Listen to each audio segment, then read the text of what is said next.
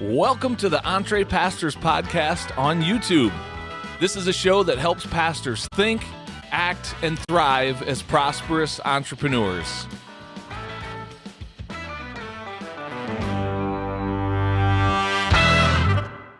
Well, hello there, and welcome to the Entre Pastors podcast. My name is John Sanders, and this is going to be an awesome episode. I know I say that all the time, but we've got an incredible guest that myself and my co-host Les Hughes are going to introduce you to here in this episode.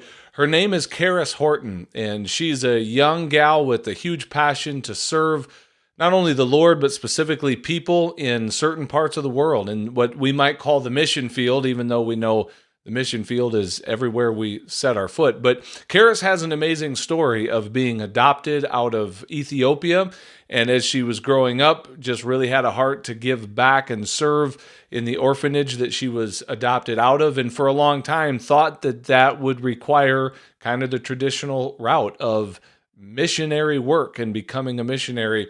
And you're going to hear her story of how in high school she was involved in a program called CEO that introduced her to business principles and entrepreneurial principles. And she started to realize that maybe she's more of an entrepreneur than she originally thought, and that there's actually a way to make a difference in the very place and for the very people that she wanted to serve through the power of business. And so she's got a lot of really cool things going on, so much potential in front of her. I know you're going to love her. So without any further ado, check out this conversation that we had with our friend Karis Hortin. Here we go. Well, Karis, it is our pleasure to welcome you as a guest on the Entre Pastors podcast. Welcome to the show. Thanks for having me. Absolutely. Have you ever been on like many pastor podcasts in your life so far? Not pastor. I mean, I've been on a lot of faith-related podcasts, but I'm always talking to pastors because that's mainly who I work for. So that's you cool. have reached to the top. Yeah, that's the top of the food chain. Say. We always tell people your life's about to change. Anyone that's a guest on the show, like, good luck going out in public and not being swarmed by the media and stuff. Sorry to put all that pressure on you, but hey, Karis, we were introduced to you by a mutual friend. Austin Brooks is a friend of Les and mine. We've had him as a guest on the show. He's the kind of the head right now of the CEO program, which is really what brought us to you, where in a meeting here not too long ago, he was sharing a video highlighting your story. And I was like, man, this girl seems impressive. And then I read an article about you. And in that article, I read something. I was like, oh, this will resonate with our audience. So we've got a lot to unpack in our time together.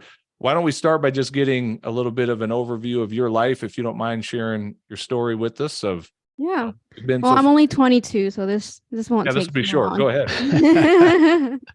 So I like to start off by letting I don't know, one of my fun facts, just I'm adopted from Ethiopia, Africa. I came here when I was 9. My family is, we're all adopted, but 4 of us from Ethiopia. Wow. So came from a pretty big family. I grew up in a small town in Illinois. Growing up, I didn't really know much about entrepreneurship. I just, you hear like you go to college, you become a doctor, a nurse, like, the basic things. And that's really about it. And then I came across CEO my senior year of college. And that was kind of what introduced entrepreneurship into my life, because through this program, it was pretty much for juniors and seniors who can join this class. And the goal was for you to learn about the different businesses in your community, that kind of the businesses that, keep your community alive. And then you and your peers, you have an opportunity to start a class business. And then from the money you make from that, you have the opportunity to start your individual business. So we took out like real money, and, we had to pay it back. It wasn't just like a pretend, it was for real. So now you said your senior year of college, you meant high school. Oh, high school. I'm sorry. Yeah. That's good. CEO is for high school students, and it really helps introduce them to the entrepreneurial world. Yeah. And so I started a business called Jars of Hope through that program, which was where I would sell like cookie mixes in a jar, like all the dry ingredients to make chocolate chip cookies, potato soup, and mac and cheese and hot chocolate. And I donated the proceeds that I made from that to the orphanage I was adopted from in Ethiopia, and actually had the chance to go to Ethiopia and like hand deliver the money, which was a really cool experience. Wow. Yeah. And, got to see the orphanage I was in for a year and visited my grandma who raised me up until that point. So that after that, I thought, okay, well, that was cool, but now I'm going to college. And when I was choosing the college I was going to, I mainly chose it based off of sports. I played volleyball, and they gave me a really nice scholarship, and it was a good program. So I decided to go for it. But when I got there, I was studying speech pathology, and I quickly realized, okay, the only reason I chose this was because it seemed safe. I remember somebody telling me they were a speech path major and they were going to like be able to work at schools or hospitals, and it's like a security because you always need speech pathologists. So I was like, okay, I'll do that, I guess. And then as I was doing that for like a semester, I realized, one, I did not like any of those classes I was taking, and two, I kind of missed the whole CEO experience where I was talking to business owners and thinking of different ways to solve the problems of the world and make money out of it. Yeah. And I quickly realized, okay, like I want to major in business. But I wanted to go to a Christian university and study business from like faith point of view, because faith is a big part of my life. So I ended up transferring and studied business. Yeah. So where are you at right now? You're still in college getting your business degree. Is that what you're working on right now? No, so I graduated in May of 22. Actually, no, I graduated a semester early because CEO gave me a lot of college credit hours. And throughout college, I started 2 different businesses, both of which kind of happened, I don't know, accidentally. I was going through some of my classes, and especially my marketing classes. I really enjoyed those. And I wanted to start practicing the things we were learning, and I didn't want to have to wait until after I graduated to put them in practice. And then I also was just like freaking out because most of the time what you do is like you go to college, you major in something, and then you hope to get a job afterwards. And I wanted to make sure I had a job before I graduated college, and preferably I worked for myself and not for somebody else. So I just started like a YouTube channel like in 2020, just because I had heard a podcast about somebody, a lady that was like a YouTube expert, talking about how if you don't have to be like famous to be discovered on YouTube, you just have to understand how the algorithm works and do the right things to make sure your video is searchable and all of that. And so I had always wanted to be able to share my message of my story and all of that. And so I started like a YouTube channel where I was just talking about my journey with adoption. And I had struggled with some mental health issues that I was able to really work throughout my first couple of years of college, which all kind of tied around, the stuff I went through in Africa, but also the struggles here in America. So I just was doing videos like that, and it resonated with a lot of young girls. And slowly I started, sharing the same message over on TikTok in 2020 when we were all on lockdown, and Instagram, and ended up gaining, over 200,000 followers across all those platforms. Wow. And then later on even got my life coaching certification to work one-on-one with these girls. So I was doing that like my senior year of college. And then towards the end of college, I had an opportunity to work for a church, just do an internship for them. And they asked me to do their social media. And I was like, I don't really know how to do that. They're like, well, just do what you're doing for you, but do it for us. And I quickly realized like it didn't take much to impress them because churches are so behind on social media. Yeah. And so I started doing that for them, and they're like, this is awesome. This is so helpful. Here, like help our friends. And you know how everybody's in the church world. Like all my clients are word of mouth because y'all know like Yeah. so many people. Yeah. So then that helped me start up my business, Socials Made Simple, where I mainly the clients I'm working with are churches. I have some authors, nonprofits, small businesses, and I'm going in and I'm just helping them like share their message through the power of social media.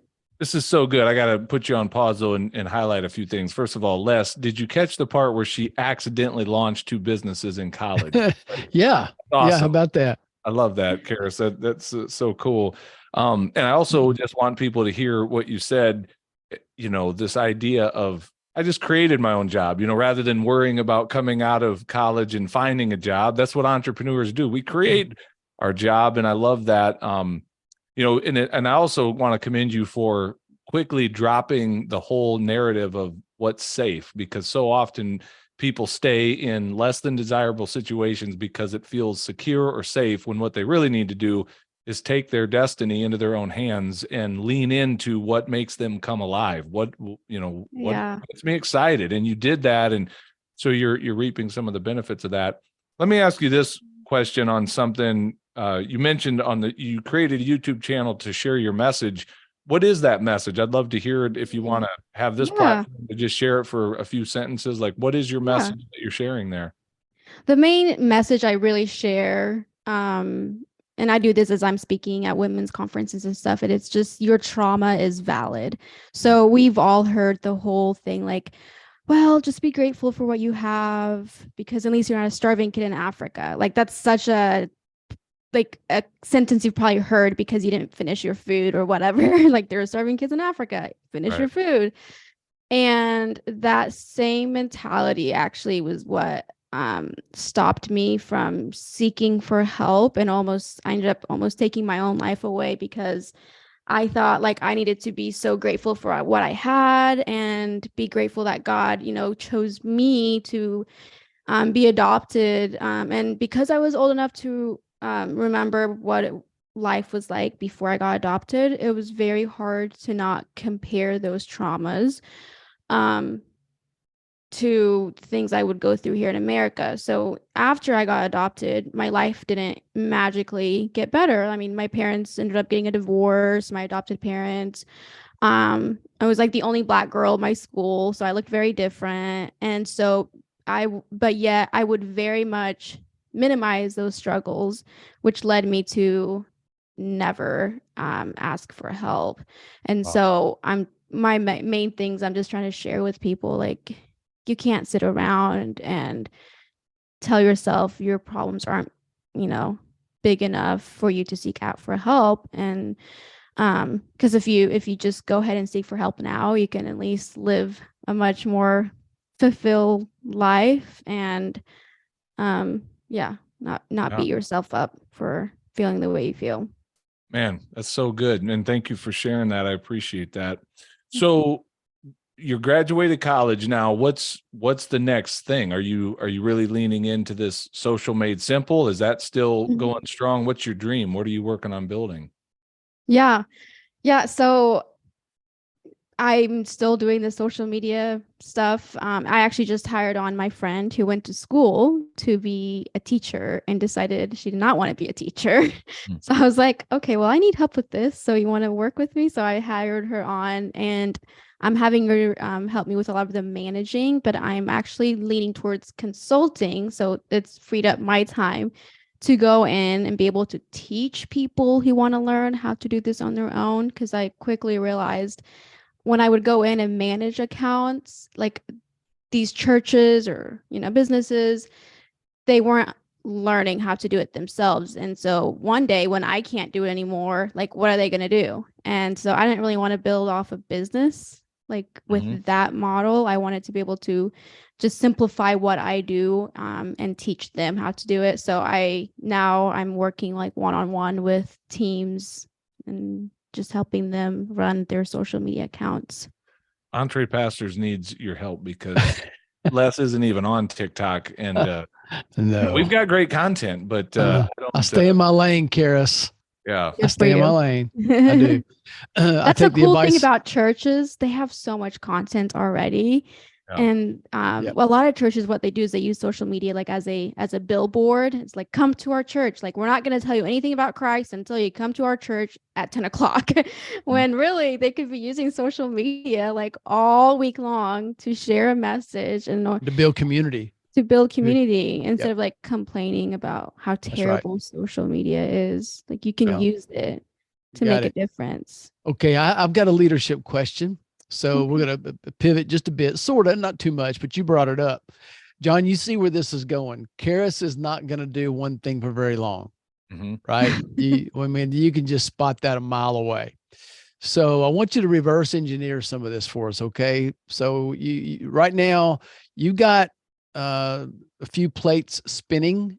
There are going to be some more, and you're not going to put all your eggs in one basket. That's just not going to happen. You're not going to invest the majority of your life. Maybe you will for a seasons. We've got people in our community who would love the results that you're experiencing, but for various reasons, they have not established the habits that you've established in order to get there. So you, in humility, said you accidentally fell into some things.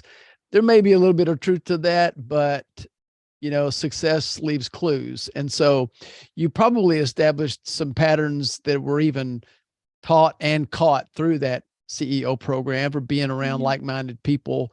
So if you can kind of reverse engineer that a little bit. And I guess my specific question is how much of your, of those habits, kind of your framework, so to speak, how much of that is, you know what, I'd like to invest this much time here, and then I'm going to be looking for this and looking for that, versus just watching kind of who God puts around you and who's walking the same journey as you, like your friend, and saying, you know what, I think they need to be my replacement, and I'm going to train them to do this, and then I'm going to be looking for something else.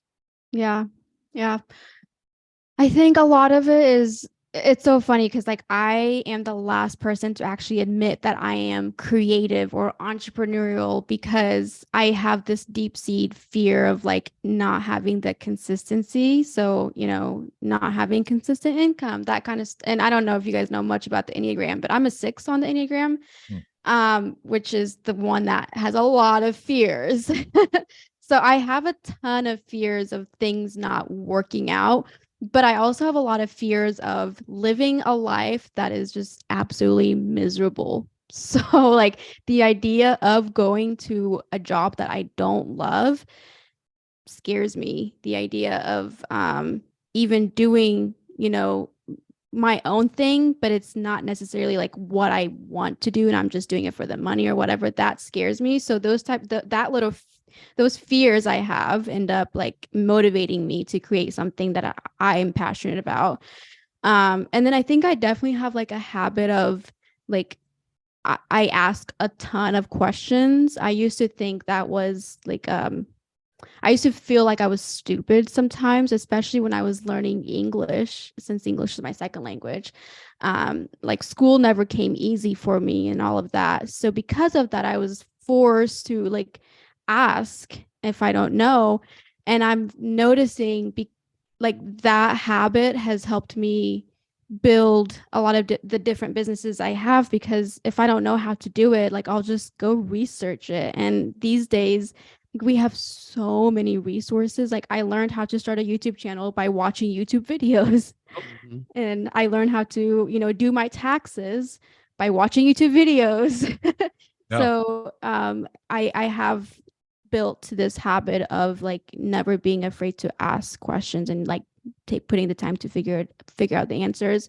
And then the last piece is like CEO taught us a lot about connections, like the people in your life that Austin often said, like your network is your net worth. And it's so true. And like every single client I have, it's so funny. Like I don't do marketing for my business. I don't have social media account. marketing, socials made simple. I just have a lot of clients who enjoyed what I do for them, and so they recommended me. And I never make connections like for the hopes of like they will hire me, but just simply like I'm just interested in what they have to offer and what they have to say. And because of that, it ends up leading to That's good. something. Yeah, that's good. And just, I want to compliment you, Karis. I think, I mean, you're a powerhouse, whether you realize it or not. And you give people hope for the next generation. I know there's that narrative out there that, the up and coming generation, they don't like to work and whatever. And it's like, I have a lot of hope in our young people. And when I meet someone like you, it just confirms that hope is true. There's a lot of good things coming our way. So when people meet someone who's young and who's able to, it shows some discipline and articulate a vision for their life, and they're motivated, like, people want to get behind that and support that. So leverage that. Yeah. Like, you've got a lot going. Yeah, I've noticed that whenever, especially when you're younger and like the older generation, they just are so stoked when they see somebody my age willing to do this. Like the other day, I met with Dan Miller. I think that's who you guys have connections with. We know Dan, we like him. Yeah, and he was just like just really like cheering me on, and I'm like, I'm nobody, why are you cheering me on? And I think it just comes down to like he's just so happy for somebody this age to be taking initiative on life, and I've definitely taken advantage of a lot of opportunities like that. Yeah, well, keep doing it. And that curiosity you speak of, I want to affirm that too. Like, Les, while we were waiting for you to get on the call, Karis is interviewing me. She's asking me all these questions. I thought, wait a minute, I thought I was interviewing you. So she's got all. Yeah, I feel so weird right now talking for so long because I'm like, I just want to ask more questions. Yeah. Well, that's good though. And I want to encourage you to keep that posture of curiosity. To me, that flows from a place of humility. Humble people ask questions. Prideful people always have the answers. So, learn to ask good questions and stay curious. It'll have a direct impact. What I really wanted to talk with you about, Karis, and where I feel like you're going to, not that you haven't already added value, but where you're really going to resonate with many in our audience. When I read an article about you, it mentioned something, you were quoted, and I don't remember the exact quote, but something to the effect of, I really felt called to do something with ministry that was going to help people, and therefore wasn't really looking at business. But when I realized that I could do those things through business, that kind of helped me lean into that. So again, I'm totally paraphrasing what you said, but that's where many in our audience are today. At some point, they believe that in order to follow God and serve the Lord, make an impact, they had to be on staff at a church or, preach the gospel or be a missionary. And there's nothing wrong with any of that.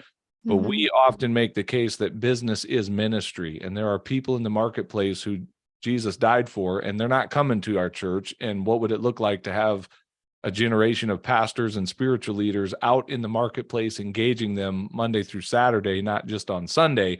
So talk about that. I'd love to hear your journey. Like, how did you come to that realization about I can be in business and still serve the kingdom? Yeah. So I think it all kind of stems down to, I was adopted, and because of that, I remember like the first time I was introduced to Christ was in the orphanage I went to when I was 7. And I remember thinking, well, God has done this favor, which is something I've worked through. I know it's not a favor, just God just loves me for me, but I had it in my head, because God has helped me, I need to go back and like save everybody in Ethiopia, all the other kids that never got adopted. So I grew up thinking like I need to be a missionary in Africa. Like I did not even think of anything else. And I think even like my business that I came up with through CEO, that was in a way of me like trying to start that mission work. But I quickly realized like that's great for some people, like you're meant to do that, but you can have just as much impact being the person that provides the finances for that missionary. And then when I went to college and I studied business at a Christian school, I remember really feeling like, am I really like going to make an impact in the kingdom here? Like I have friends here who are studying, preaching and all of that. But our business professors are so good at reminding us the different ways that business has made an impact within the church. And I also quickly realized, like you can't reach people who will never come to church. So if you go out to where they're at, you can actually reach them. And that's what really drove me to want to like help start Socials Made Simple and mainly work with churches, because everybody's on socials, and everyone, even if they don't want to admit it, they're looking for like a higher being, a higher purpose. And as a church, if you actually know how to use those platforms properly, you're meeting them where they're at and helping them come to Christ through that. I just got, Easter was such a busy weekend, and I helped like a lot of churches utilize Facebook ads. And I was just looking through some of the analytics, and one church only has like 1,000 followers on Facebook, but they reached 60,000 people within their community through that Facebook ads.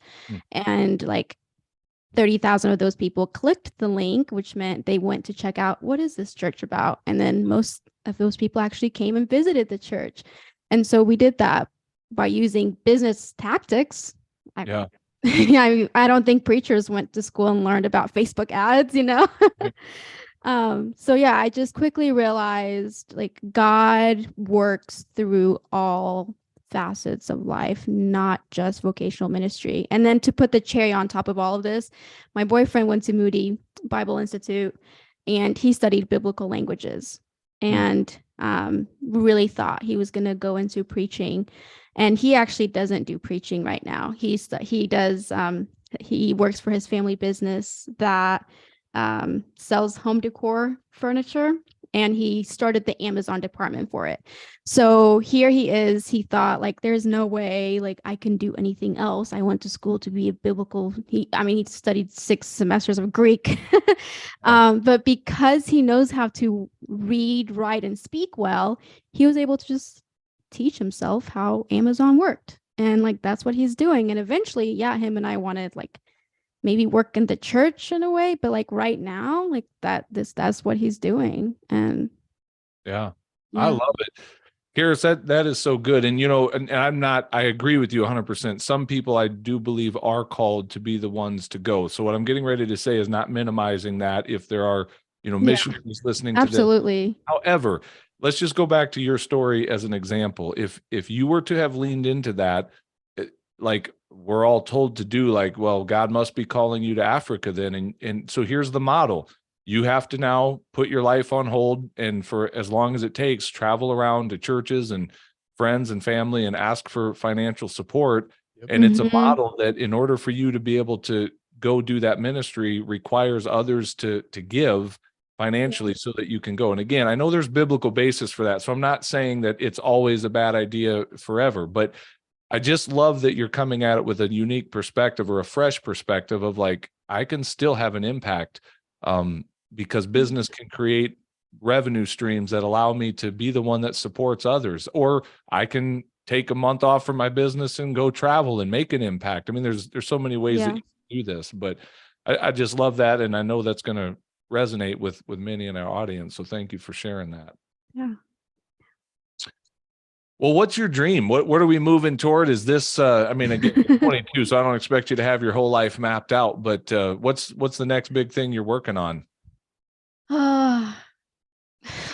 It's so funny. You guys quickly realize that I'm a person that like doesn't do things for too long. And that actually really bothers me because when I think of like creators or entrepreneurs, I think like I'm afraid of that title because it sounds flaky. Like, oh, you're not willing to do this one thing for a long time. And like the older generation that I talk to and stuff who've been doing the same things for 20 years, sometimes I'm intimidated by them because I'm like, oh, am I not like fulfilled enough that I'm not willing to just do this one thing for 20 years? But then I think about like, do I want to do social media marketing for 20 years? Like, no, but...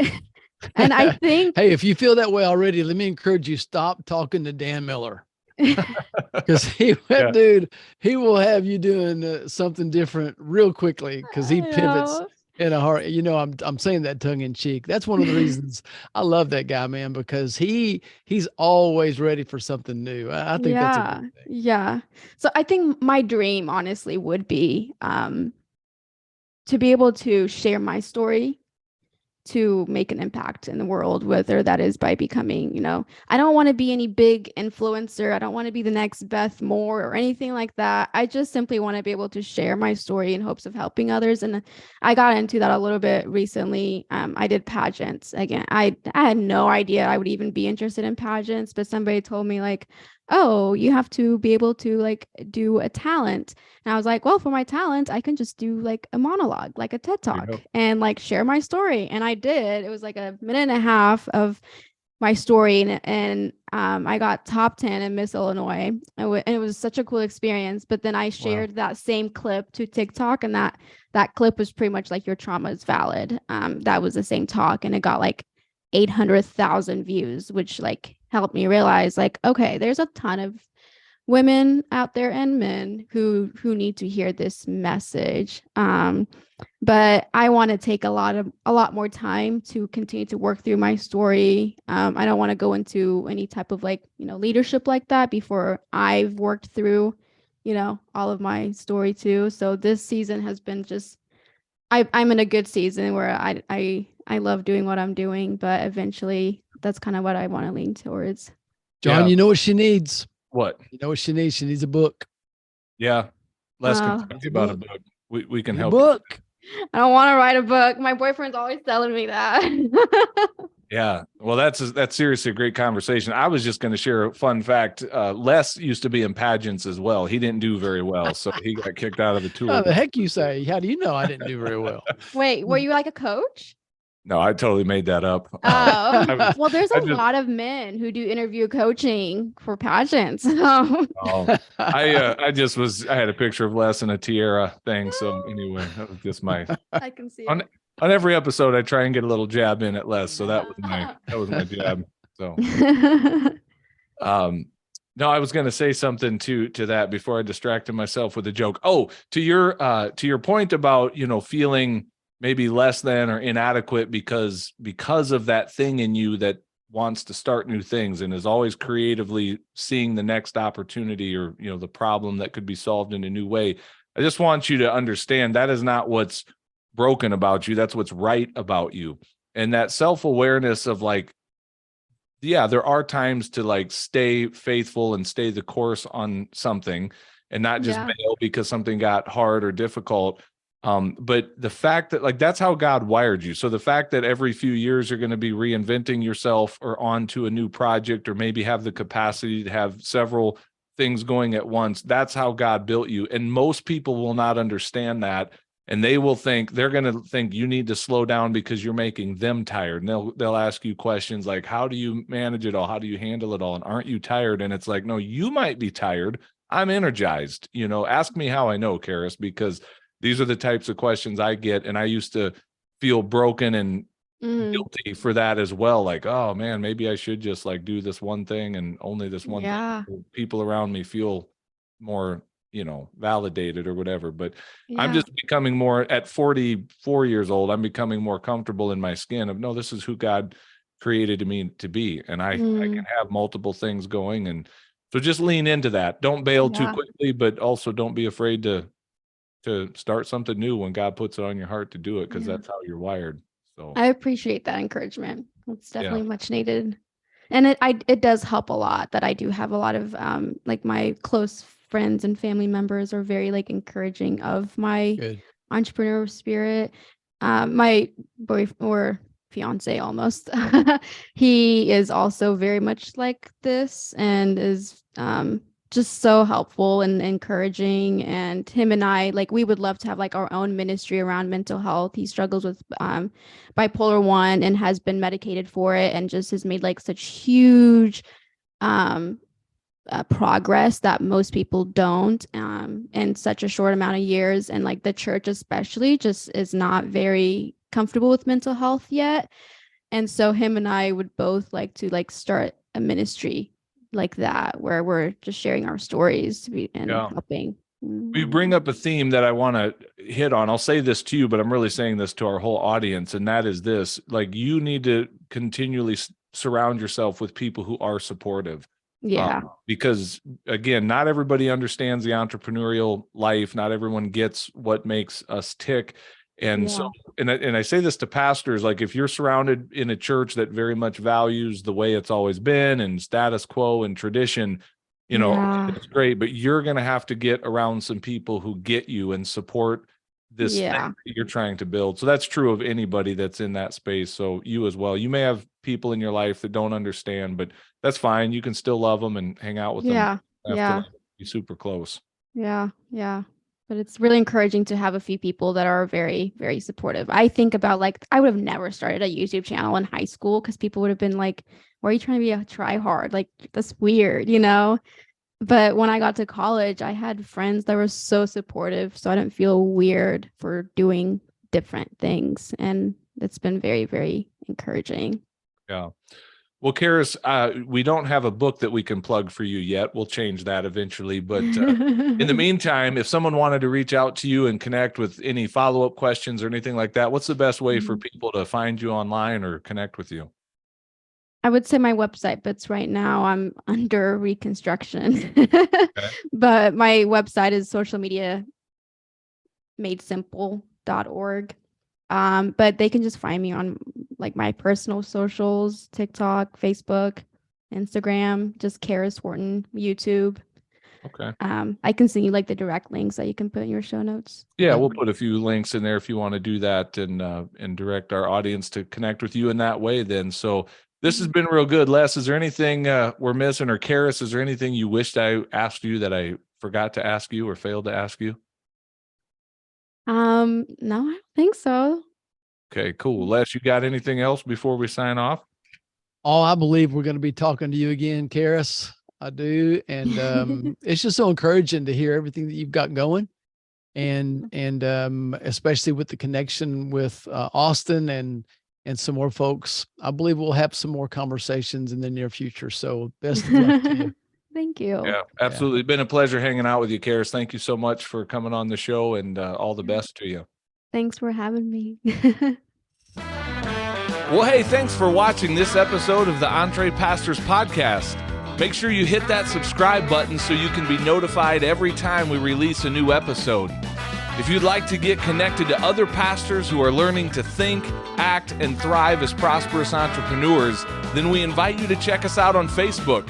Just search for the Entre Pastors Connect group, answer a few of our simple questions there, and we'd love to include you in the conversations. And if you're really ready to go to the next level, then we invite you to join our Entre Pastors membership community. When you become a monthly subscriber, you will receive access to courses, exclusive community, and coaching that will help you along in your own Entre Pastors journey. If there's anything else we can do to serve you, please visit us at entrepastors.com, and we will do our best to serve you there. God bless everybody. See you soon.